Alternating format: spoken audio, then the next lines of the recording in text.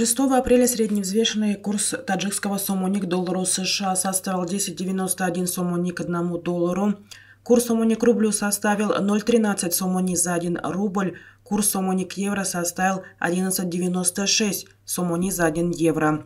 Средние курсы продажи наличной иностранной валюты в кредитных организациях Таджикистана составляет 1 доллар США от 10,91-39 до 10,94 сомони, 1 евро от 11,96-38 до 12,20 сомони, 1 российский рубль от 0,1370 до 0,14 сомони. Российский рубль резко обесценился к таджикской валюте. Таджикская валюта за последнюю неделю укрепилась к российскому рублю на 3,5%. Согласно официальному курсу валют, устанавливаемому Национальным банком Таджикистана на ежесуточной основе, 1000 российских рублей на сегодня, 6 апреля, обменивается на 137 сомони, а неделю назад этот показатель составлял 142 сомони. Курс таджикской валюты к рублю в течение последних месяцев стабильно держался в диапазоне 142-145 сомони за 1000 рублей. Мировые цены на нефть опускаются в четверг утром. Негативная экономическая статистика усилила опасения за спрос, несмотря на данное снижение запасов сырья в США. Цена на нефть марки Brent составила $84.53 за баррель, марки ВТИ $80.07 за баррель.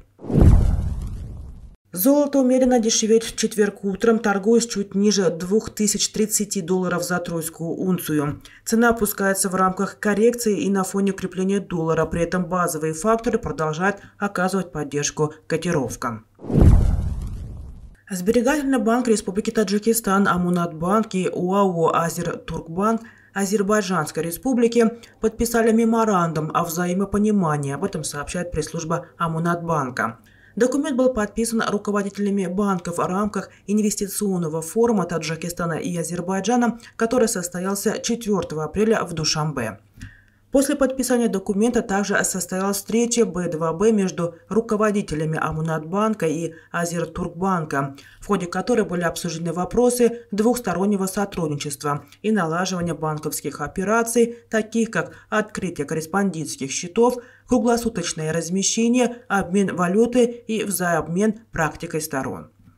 Также, как сообщили в Комитете по инвестициям Таджикистана, на форуме под руководством председателя комитета Садиха Дерзода был подписан меморандум о взаимопонимании между Национальной конфедерацией собственников Азербайджанской Республики и Торгово-промышленной палатой Республики Таджикистан.